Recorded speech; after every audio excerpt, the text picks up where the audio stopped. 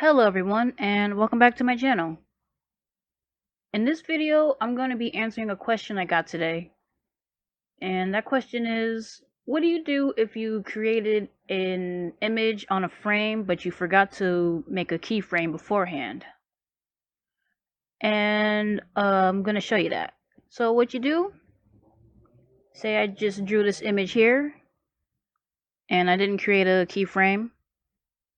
What you would do is you would right click on one of these empty frames, and then you would go to create duplicate frame, and then right there you would have the image that you drew on this frame. So I'll move this over and you can see it's now no longer on this frame, but it's right here.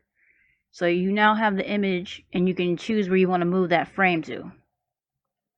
So that's what you would do if you've drawn an image but you forgot to create the keyframe.